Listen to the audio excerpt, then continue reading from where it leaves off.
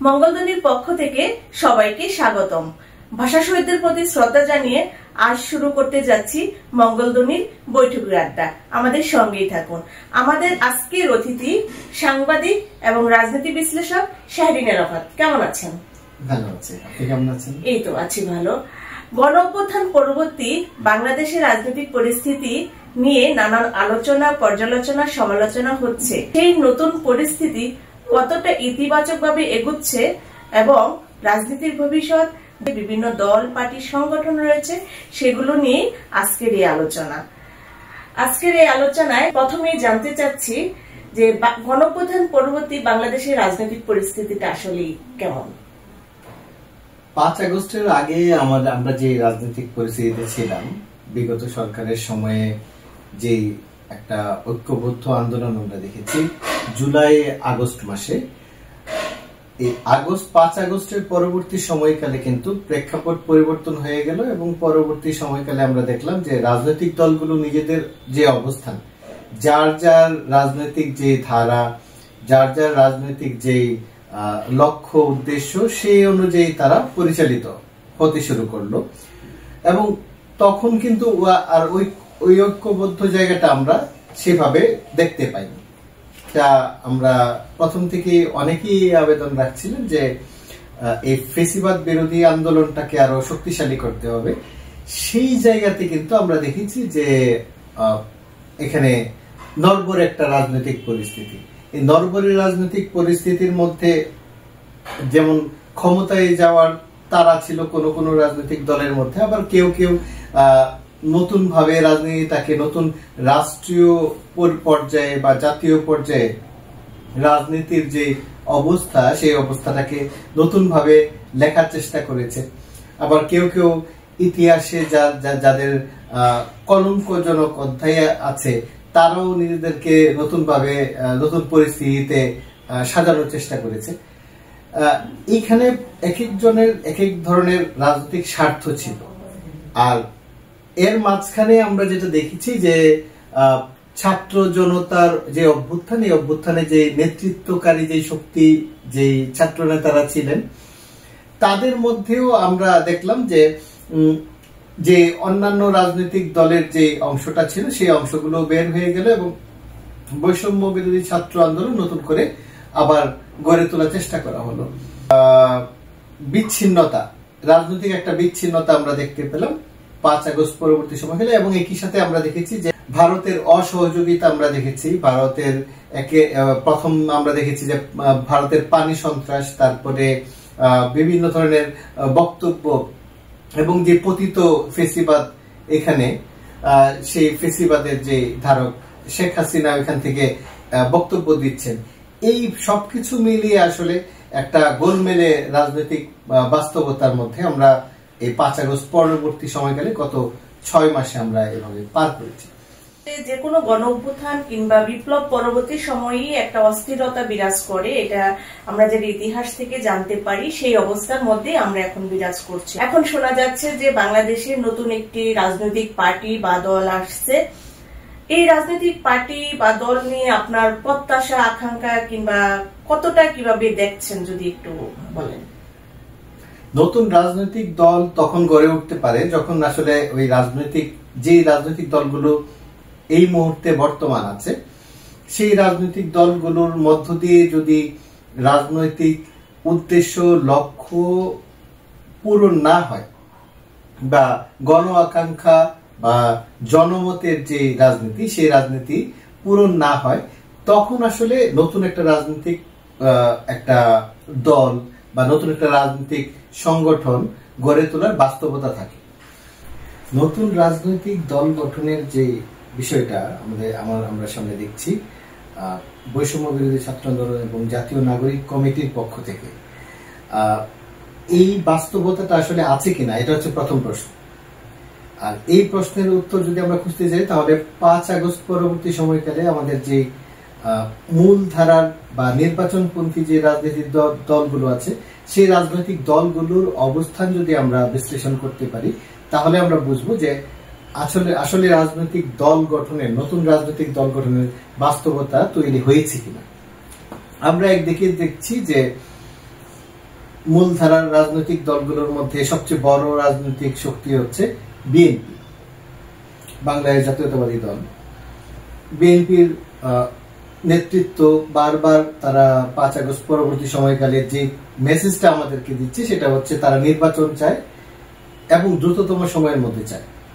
বারবার তারা অন্তর্বর্তীকালীন সরকারের কাছে সেই একই দাবি উত্থাপন করেছে এবং এই দাবি উত্থাপনের মধ্য দিয়ে তারা আসলে যে বিষয়টা সামনে এনেছে, এই রাজনৈতিক জায়গাতে যে রাজনৈতিক পরিবর্তনের কথা আমরা চিন্তা করছিলাম, রাজনৈতিক কিছু সংস্কারের কথা সরকারের পক্ষ থেকে বলা হয়েছে। বিভিন্ন জন এই নিয়ে কথা বলেছেন। একটা সংস্কার কমিটি হয়েছে, সংস্কার কমিটির কিছু সুপারিশও আছে। আর আমাদের জায়গা থেকে আমরা প্রথম থেকেই বলছিলাম যে আসলে এই সংস্কার না, আমরা আসলে যে পরিবর্তনটা চাই সেটা হচ্ছে পুরো আমাদের এখানে যে একটা ফেসিস সিস্টেম বা ফেসিবাদী ব্যবস্থা যেটা তৈরি হয়েছে গত 15 বছরে, না শুধু 71 পরবর্তী সময়কাল থেকেই বাংলাদেশ রাষ্ট্র গঠনকালের যে পরিস্থিতি ছিল, ওই রাষ্ট্র গঠনের মধ্যেই মূলত এই ফেসিবাদী ব্যবস্থা রয়ে গেছে। এর সংবিধানের মধ্যে, এর পুরো প্রশাসনিক কাঠামোর মধ্যে, সেনা সামরিক বাহিনী গঠনের মধ্যে, পুরো আমলাতান্ত্রিক ব্যবস্থার মধ্যে এই ফেসিবাদী ব্যবস্থা রয়ে গেছে। তো এই পুরো ফেসিবাদী ব্যবস্থার বিলোপ কিন্তু ছিল নাহিদ ইসলাম যেই ডাকটা দিয়েছেন 3 আগস্ট, যেই ডাকে পুরো দেশের মানুষ সাড়া দিয়েছে, সেটা কিন্তু শুধু আওয়ামী হাসিনা ফেসিবাদের পতনের ডাক না, এর সঙ্গে ছিল পুরো ফেসিবাদী ব্যবস্থা যে বিলোপের যে ডাক, সেই ডাকে মানুষ সাড়া দিয়েছিল। তার মানে শুধু আওয়ামী লীগের পতন হলো, হাসিনা পালিয়ে গেল, এর মধ্য দিয়ে কিন্তু মানুষের আকাঙ্ক্ষা পূরণ হয়নি। গণঅভ্যুত্থানের অভিপ্রায়টা ছিলই এই ফেসিবাদী ব্যবস্থার বিলোপ করা। এখন আমরা দেখছি যে নির্বাচন করা, একদিকে বিএনপি একভাবে, অনেক ক্ষেত্রে আমরা দেখছি যে আওয়ামী লীগের সুর তাদের মধ্যে আমরা দেখতে পাই। তারাও ওই একই মুক্তিযুদ্ধের চেতনার কথাই ছলে বলে কৌশলে অন্য ভাষায় তারা একই কথা বলার চেষ্টা করছে। ফেসিবাদী ব্যবস্থার বিরুদ্ধে যে ঐক্যবদ্ধ অবস্থান ছিল মানুষের, সেইটার মধ্য থেকে তারা নিজেদেরকে অনেকটা সরিয়ে নিয়েছে দেখা যাচ্ছে, বা সরিয়ে নিচ্ছে। এবং এটা কিন্তু আদতে তাদেরই একটা বড় একটা সংকট তৈরি করবে বিএনপির মধ্যে। আমি যতটুকু দেখতে পাচ্ছি, বিএনপি হয়তো কোনোভাবে হয়তো এইবার ভোটে বেশি ভোট পেয়ে তারা ক্ষমতায় যেতে পারে, কিন্তু ভবিষ্যৎ রাজনীতির প্রেক্ষাপটে তারা একটা বড় সংকটের মধ্যে পড়তে যাচ্ছে। কারণ তাদের মধ্য দিয়ে কিন্তু সেই পতিত শক্তি, ফেসিবাদী শক্তি, আওয়ামী ফেসিবাদ কিন্তু আবার উঠে আসার রসদ পাচ্ছে বা পাবে। মানে নতুন দলের মধ্যে আপনি একটা স্বপ্ন দেখতে পাচ্ছেন। এটা এখানে আরেকটু বিশ্লেষণ করার বিষয় আছে। আমি শুধু বিএনপির কথাটা বললাম, বিএনপি ছাড়া জামাত ইসলাম আরেকটা বড় শক্তি। সেই জামাত ইসলামের অবস্থানটাও জামাত ইসলাম ক্লিয়ার করতে পারেনি। কেন ক্লিয়ার করতে পারেনি আমি বলবো, সেটা হচ্ছে 71 পরবর্তী সময়কালে জামাত ইসলামের সামনে এইবার 24-এর গণঅভ্যুত্থানের পরে প্রথমবারের মতো সবচেয়ে বড় সুযোগ ছিল 71-এর যে তাদের যে কলঙ্কজনক অধ্যায় আছে, এই কলঙ্কজনক অধ্যায় থেকে জামাত ইসলামের বের হয়ে আসার একটা জায়গা ছিল। 2012 সালে কিন্তু তৎকালীন তাদের দলে গুরুত্বপূর্ণ নেতৃত্ব ছিলেন ব্যারিস্টার রাজ্জাক। তিনি কিন্তু নয়াদিগন্ত পত্রিকাতে একটা বড় আর্টিকেলে লিখেছেন যে তারা আসলে এই মুক্তিযুদ্ধের যে কলঙ্কজনক অধ্যায়, তাদের গণহত্যার অংশীদার হিসাবে তারা ওইখানে ছিল, সেখান থেকে সেই দায়িত্ব তিনি নিতে চান না, যে কারণে তিনি ওইখান থেকে বের হয়ে আসতে চান। এবং পরবর্তীকালে তিনি কিন্তু বের হয়ে আসলেন এবং তিনি উপদেষ্টা এখন এবি পার্টির, পরবর্তীতে এবি পার্টি গঠন হয় এবং জামাত ইসলামের একাংশ ওইখান থেকে বের হয়ে আসছেন। এবং যারা বের হয়েছেন তাদের বক্তব্যগুলো মোটামুটি একই রকম, যে 71-এর যে লিগেসি 71 সেটা তারা নিতে চান না, কারণ তারা এই গণহত্যার অংশীদার হতে চান না।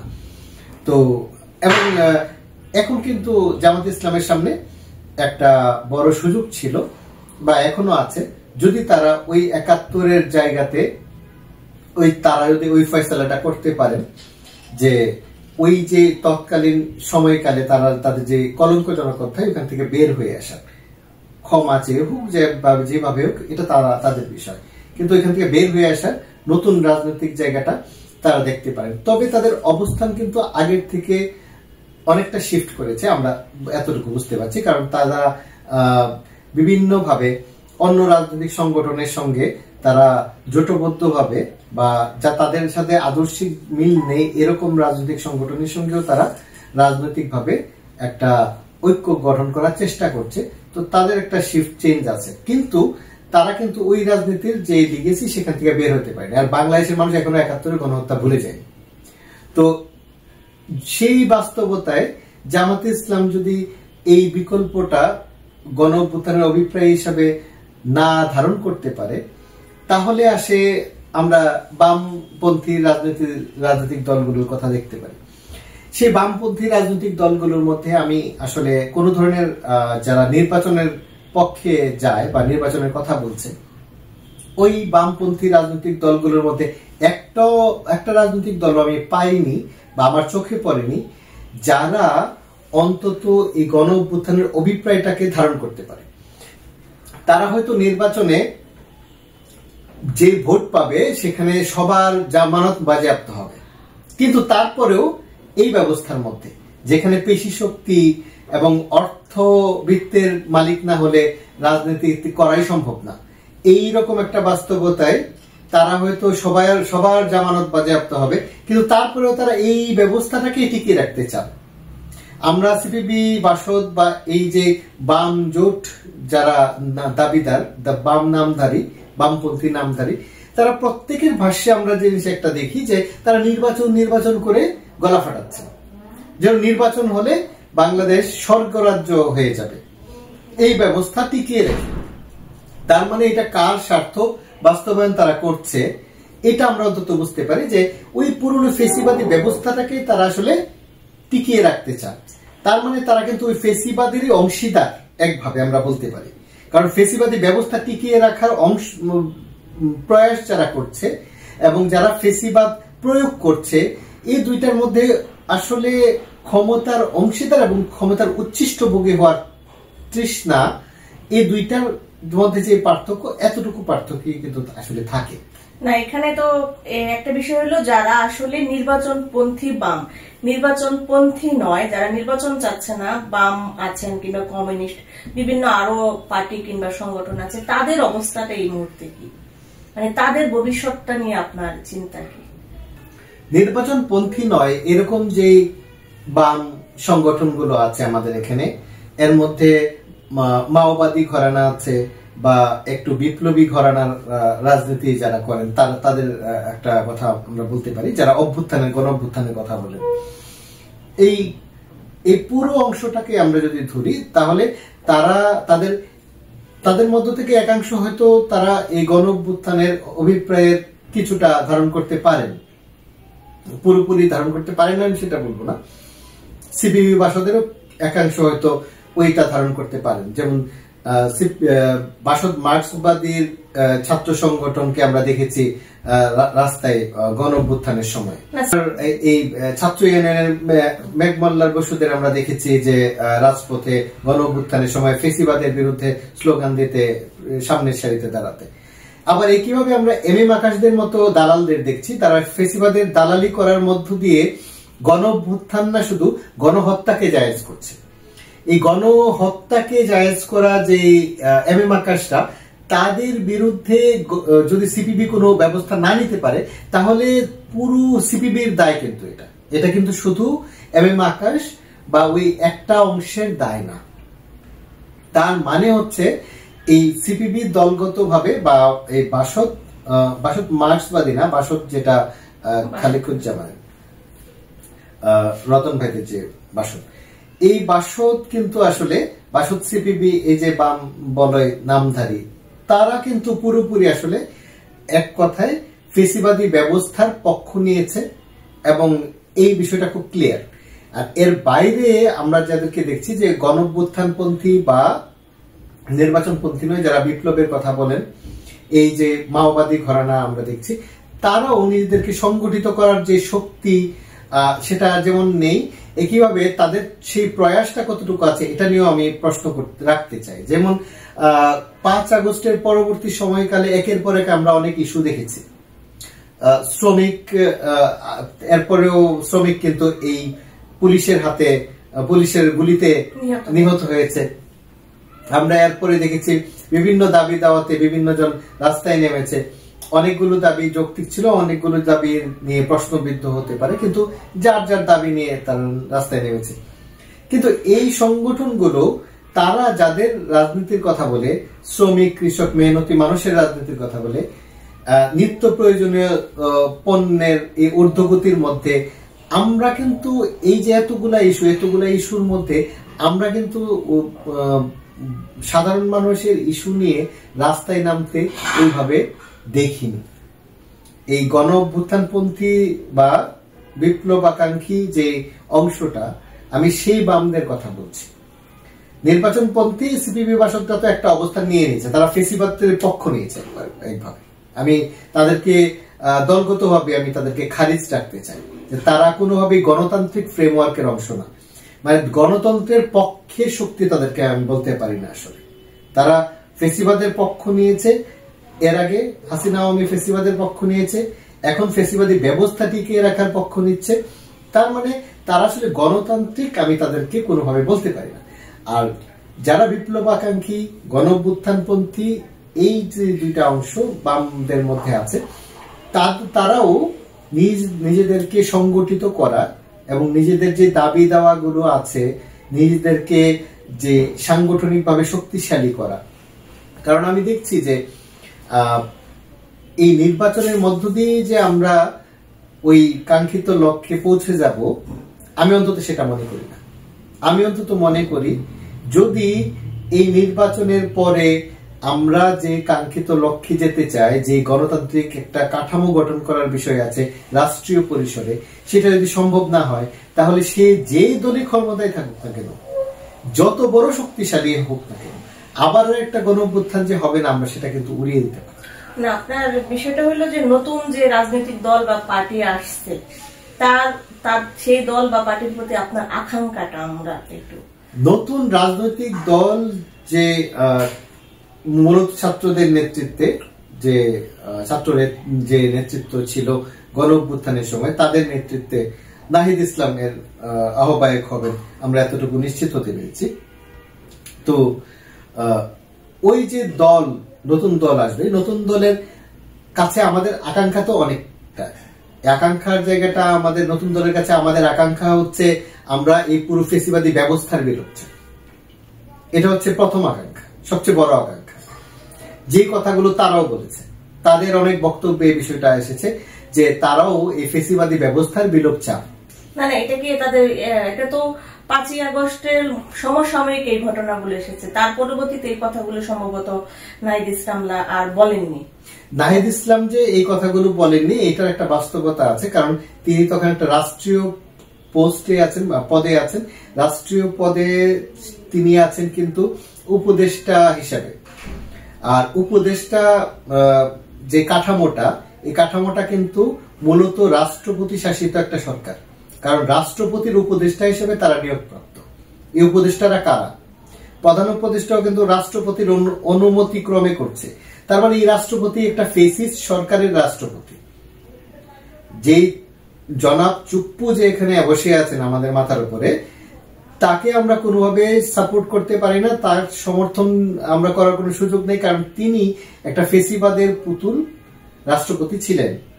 সেই ফেসিবাদ চলে যাওয়ার পর তিনি যেতে পারেননি এবং তাকে না সরানোর জন্য বিভিন্ন রাজনৈতিক দল একের পর এক বক্তব্য দিয়ে গেছে। রাজনৈতিক দল একদিকে এই রাষ্ট্রপতির পক্ষে দাঁড়িয়েছে, সেনাবাহিনী, সামরিক বাহিনীও হয়তো পক্ষে দাঁড়িয়েছে, যতটুকু আমরা শুনতে পাই। একটা ফ্রেমওয়ার্ক তারা দাঁড় করাতে চেয়েছে যে না, ওই রকম একটা কোনোভাবে গোলমেল একটা কাঠামোর মধ্যেই একটা আমরা এটা চালিয়ে নেব কয়েক মাসের জন্য। কারণ তারা তাদের টার্গেট কিন্তু, তাদের লক্ষ্য কিন্তু নির্বাচন। তার মানে নতুন পার্টি, নতুন দল আসলে তারা ফেসিবাদী ব্যবস্থা মানে সংস্কারের কথা বলবে, কিংবা ফেসিবাদী ব্যবস্থা নতুন দল যদি, নতুন দলের কাছে আমাদের আকাঙ্ক্ষাটা যে তারা ফেসিবাদী ব্যবস্থার বিলোপের দিকে আগাবে। যদি নতুন দল তাদের নতুন রাজনীতি আমাদেরকে সামনে উপস্থাপন করতে চান, তাহলে নতুন দল নতুন ভাবেই রাজনৈতিক জায়গাটা এস্টাবলিশ করতে হবে। নতুন ভাবে এস্টাবলিশ করতে গেলে নতুন একটা ফ্রেমওয়ার্ক লাগবে। নতুন ফ্রেমওয়ার্কটা কি? এই যে একটা পতিত একটা সংবিধান আমাদের সামনে আছে, যেই সংবিধান ইটসেলফ মানে এই সংবিধানটা নিজে একটা ফেসিস্ট কাঠামোর অংশ, সেই সংবিধানটা বজায় রেখে আমরা আসলে গণতান্ত্রিক কোনো কাঠামোর ভিতরে ঢুকতে পারি না। তাহলে এই যেই সংবিধানটা আমাদের আছে, সেই সংবিধানটাকে আসলে আমাদের ছুঁড়ে ফেলে নতুন ভাবে আমাদের গঠনতন্ত্র একটা গঠন করতে হবে। সেই শুধুমাত্র সংবিধান নাম দিয়ে না, এটা একটা আসলে গঠনতন্ত্র হবে, রাষ্ট্র গঠনের জায়গা থেকে। আমাদের এখানে আমি মনে করি এখনো পর্যন্ত আমরা রাষ্ট্র গঠন করতে পারিনি। রাষ্ট্র যেহেতু আমরা পুরোপুরি গঠন করতে পারিনি, তাই আমাদের একটা গঠনতন্ত্র দরকার। সেই গঠনতন্ত্রের মধ্য দিয়ে আসলে রাষ্ট্রটা কি হবে, গণতান্ত্রিক হবে না কি হবে, সেটা তখন মানুষের মধ্য থেকে কথাগুলো আসবে, বিভিন্ন কমিটি গঠন করে তখন ওই গঠনতন্ত্রের ভিত্তিতে আরেকটা নির্বাচন হতে পারে। না, ইতিমধ্যে তো শোনা যাচ্ছে আর কি, বিভিন্ন ভাবে সোশ্যাল মিডিয়ায় কিংবা বিভিন্ন মিডিয়ার মধ্য দিয়ে শোনা যাচ্ছে যে নতুন দল গঠনের আগেই একটা ভাঙনের সুর শোনা যাচ্ছে। তাদের মধ্য থেকে অনেকে আবার আলাদা পার্টি গঠনের ডাক দিচ্ছে, আলাদা ছাত্র সংগঠন ডাক দিচ্ছে, একটা গুঞ্জন কিংবা একটা বাস্তবতাও দেখা যাচ্ছে। এটা আসলে কেন? নতুন রাজনৈতিক দলের ক্ষেত্রে আমরা দেখি যে নতুন যখন যে কোনো সংগঠন যখন আমি গড়ে তুলতে চাইবো, তখন ওই সংগঠন পুরনো অনেক মানুষ আছেন যারা হচ্ছে এই নতুন স্রোতের সাথে তাল মেলাতে পারবেন না। তো তারা আসলে ছিটকে পড়বেন, অথবা তারা আলাদাভাবে কিছু একটা করার চেষ্টা করবেন। মতামতগুলো তো এক একটা পর্যায়ে ভিন্ন ভিন্ন হবে। যেমন 5 আগস্ট পূর্ববর্তী সময়কালে যে জামাত শিবির ছিল হচ্ছে বিএনপি ছাত্র দলের খুব সবচেয়ে ঘনিষ্ঠ, তাদেরকে এখন তারা বলছে একটা একটা শিবির ধরে ধরে জবাই কর, একেবারে আওয়ামী লীগের সুরে বা ছাত্রলীগের সুরে।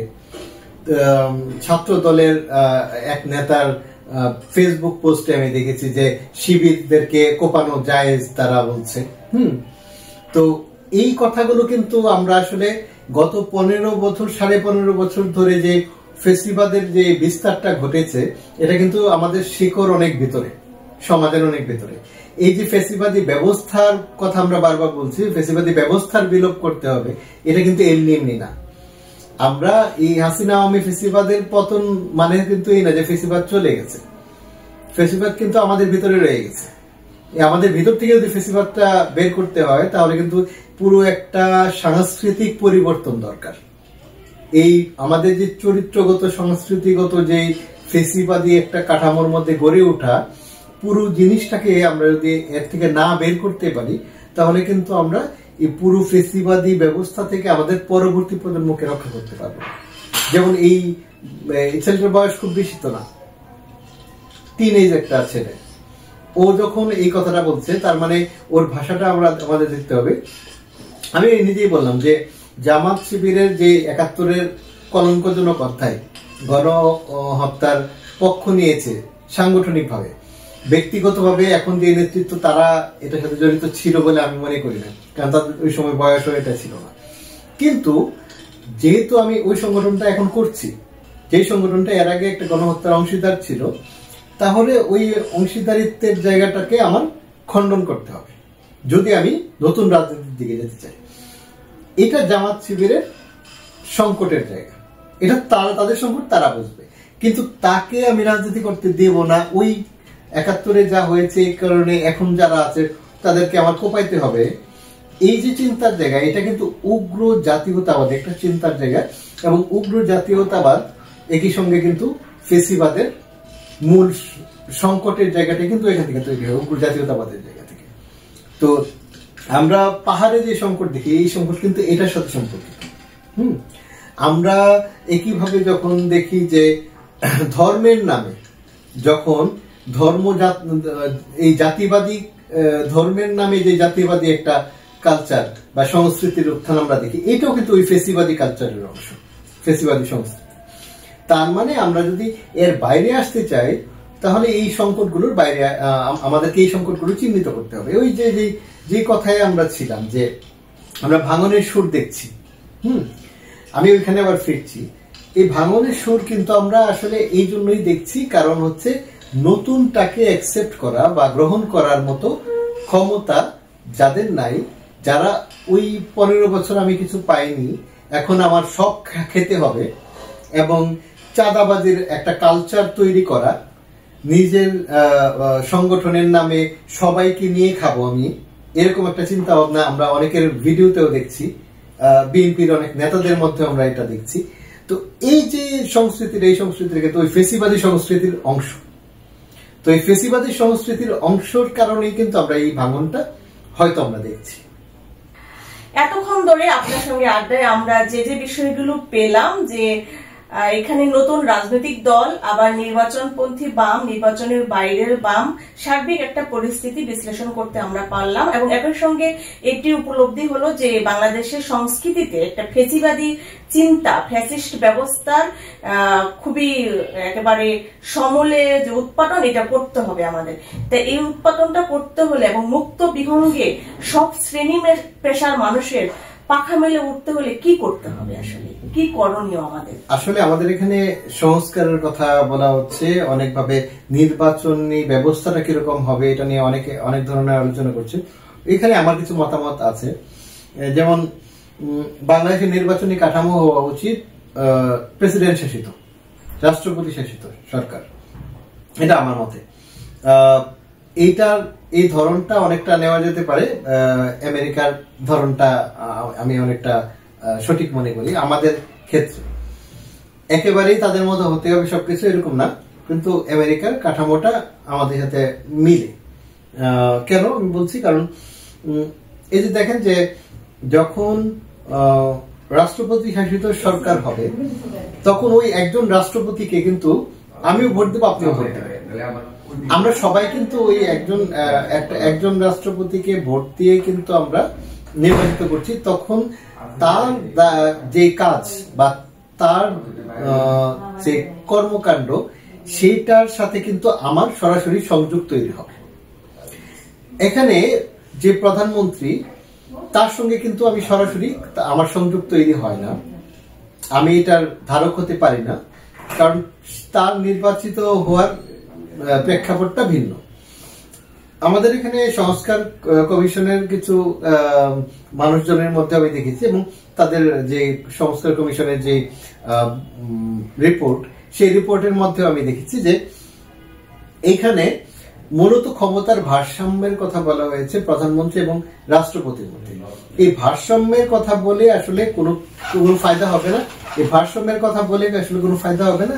একইভাবে আমরা এই কাঠামোর বাইরে আসলে আমরা আসতে পারবো না, এই কাঠামোর মধ্যে আমরা আসলে রয়ে যাব। কেন এই কাঠামোর মধ্যে রয়ে যাব? কারণ আমরা যে প্রধানমন্ত্রী আসলে নিয়োগ দেবেন রাষ্ট্রপতিকে, তাহলে রাষ্ট্রপতি আলাদাভাবে কিন্তু নির্বাচিত হওয়ার এখানে কোনো সুযোগ নেই। সংসদের মাধ্যমে এই রাষ্ট্রপতি নির্বাচিত হবে। তারপরে এই রাষ্ট্রপতি কিন্তু আলাদাভাবে তার ক্ষমতা চর্চার জায়গাটা কোথা থেকে পাবে? তো প্রধানমন্ত্রীর বাইরের কাউকে তো সে প্রধানমন্ত্রী নিয়োগ দেবে না। আর যদি রাষ্ট্রপতি আমরা নিয়োগ দেওয়ার জায়গাটা হয় শ্রীলঙ্কার মতো, সেখানে একটা সংকট তৈরি হবে। রাষ্ট্রপতি এবং প্রধানমন্ত্রীর যে ক্ষমতা কাঠামো, এই ক্ষমতা কাঠামোটা এত বেশি পার্থক্য থাকবে যে ক্ষমতার ভারসাম্যের নামে যে একজন আরেকজন, যদি বিরোধী দলের কেউ থাকে প্রধানমন্ত্রী এবং রাষ্ট্রপতি যদি আরেক দলের থাকে, তাহলে একেবারেই কোনো কোনো বিল দেখা যাবে আটকে যাবে। ওই বিলগুলো উত্থাপন করলে ওই বিলগুলো আর পাস হবে না। আমরা এই জন্য রাষ্ট্রপতি শাসিত সরকার চাচ্ছি, যে রাষ্ট্রপতি শাসিত সরকারের মধ্য দিয়ে আসলে এখানে একটা নিম্ন কক্ষ থাকবে, উচ্চ কক্ষ থাকবে, দ্বিকক্ষ বিশিষ্ট একটা সংসদ হবে। সেখানে আসলে সব দল মতে নির্বিশেষে সব মানুষের পার্টিসিপেশনটা যদি আমরা নিশ্চিত করতে চাই, তাহলে শুধু ভোটের মাধ্যমে হবে। আমাদের যে সাংবিধানিক যেই প্রতিষ্ঠানগুলো আছে, সেই সাংবিধানিক প্রতিষ্ঠানগুলোকে শক্তিশালী করতে হবে। সেই সাংবিধানিক প্রতিষ্ঠানগুলোর মধ্যে যেমন স্বাধীন মানবাধিকার কমিশন থাকতে হবে, একইভাবে বিচার বিভাগ স্বাধীন হতে হবে, এবং একইভাবে আমাদের এখানে যে প্রশাসনের নিয়োগ এবং তার যে কাঠামোগত জায়গা, সেখানে গণতান্ত্রিক একটা ফ্রেমওয়ার্ক তৈরি করতে হবে। এবং পরবর্তী সময়কালে আমরা যদি দেখি যে প্রধানমন্ত্রী বা রাষ্ট্রপতি কার কাছে জবাবদিহি করবে, এমপিদের কাজ আসলে কি হবে, স্থানীয় সরকার নির্বাচন আগে কেন হবে না, এইটা নিয়েও একটা বড় প্রশ্ন আছে। বিএনপি বলছে যে স্থানীয় সরকার নির্বাচন তারা চায় না আগে, এবং একইভাবে 15 বছর ধরে যে জাতীয় পার্টি ক্রমাগত আওয়ামী ফেসিবাদের দোসর ছিল, সেই জাতীয় পার্টিও আজকে বক্তব্য দিচ্ছে যে তারা স্থানীয় সরকার নির্বাচন চায় না এবং কোন সংস্কার চায় না, তারা নির্বাচন চায়। তো এই জাতীয় পার্টির এই যে নেতারা, এরশাদের ভাই এবং অন্যান্যরা, এখনো পর্যন্ত তাদের কোনো দুর্নীতির বিষয়গুলো সামনে আসেনি। এইটা এই অন্তর্বর্তীকালীন সরকারকে সবচেয়ে বেশি প্রশ্নবিদ্ধ করে। কারণ এই ফেসিবাদের সরাসরি দোসর যারা সরাসরি গৃহপালিত বিরোধী দল, এবং তারা এমন বিরোধী দল ছিল যারা সরকারের মধ্যেও ছিল। এটা পৃথিবীর কোন জায়গাতেই নজির নাই আমার দেখা মতে। তো ওই রকম গৃহপালিত বিরোধী দলগুলো কিন্তু এখনো পর্যন্ত তারা কথা বলছে। ইনু মেননদের যদি ধরা হয়, তাহলে কাদেরদের কেন ধরা হবে না, জিএম কাদের কেন বাইরে থাকবে? হ্যাঁ, তো তারা কি দুর্নীতি করে নাই? তাহলে গত 15 বছর তারা ধোয়া তুলসী পাতা ছিল। তো আমার প্রশ্নই হচ্ছে এটা, যে ফেসিবাদের দোসরদের কোনোভাবে সারার কোনো সুযোগ নাই, এবং একইভাবে এই যে আওয়ামী ফেসিবাদ, এই আওয়ামী ফেসিবাদ বাংলাদেশের মাটিতে কোনোভাবে নির্বাচন করতে পারে না, কোনোভাবে রাজনীতি করতে পারে না। যে হিটলারের ফেসিবাদী দল নাৎসি বাহিনী, এখনো পর্যন্ত নাৎসিরা কিন্তু ইউরোপে নিষিদ্ধ। মুসলিনের ফেসিস্ট দল এখনো পর্যন্ত পুরো ইউরোপে নিষিদ্ধ। আমরা যখন ফেসিবাদ বলছি, তখন আওয়ামী লীগকে ওইভাবেই ট্রিট করতে হবে। আওয়ামী লীগ বাংলাদেশের মাটিতে রাজনীতি করতে পারে না। হ্যাঁ, এবং এই ফেসিবাদের বিরুদ্ধে যে ঐক্যবদ্ধ হয়েছিল পুরো দেশ, এই পুরো ঐক্যবদ্ধ জায়গাটা যদি আমরা আবার তৈরি করতে পারি, নতুন রাজনৈতিক দল যদি সেই আমাদের আশাটা আমাদের সামনে আরো নিয়ে আসতে পারে, তখনই বুঝতে হবে যে নতুন রাজনৈতিক দল আসলে সঠিক পথে আছে। আর নতুন রাজনৈতিক দলের আদর্শিক জায়গাটা আসলে ডান বাম কোনো দিকে হবে না, এটা মধ্যপন্থী দল হবে যতটুকু আমি বুঝতে পারছি। এখানে বিভিন্ন অংশের মানুষ থাকবে, ঐক্যবদ্ধ একটা জায়গা তৈরি হতে পারে। এবং তারা যদি এই দলীয় ঐক্য না, জোটগত ঐক্য না, একেবারে ঐক্যবদ্ধ গণশক্তি হিসাবে সামনে আসতে পারে, তখনই আসলে গণ অভ্যুত্থানের অভিপ্রায়টাকে তারা ধারণ করতে সক্ষম হবে। নতুন রাজনৈতিক বন্দোবস্তের দিকে তারা অগ্রসর হতে পারবে। নতুন বাংলাদেশের পথে আমরা হাঁটতে পারবো। শতফুল ফুটতে দাও এই স্লোগানকে ধারণ করে এবং নতুন সবকিছুকে শুভেচ্ছা জানিয়ে মঙ্গলধ্বনির বৈঠকি আড্ডা আজকে এখানেই শেষ করছি। আপনাকে ধন্যবাদ। পরবর্তী আড্ডায় আপনারা আবারও আমাদের সঙ্গে যুক্ত থাকবেন, পাশে থাকবেন। ধন্যবাদ।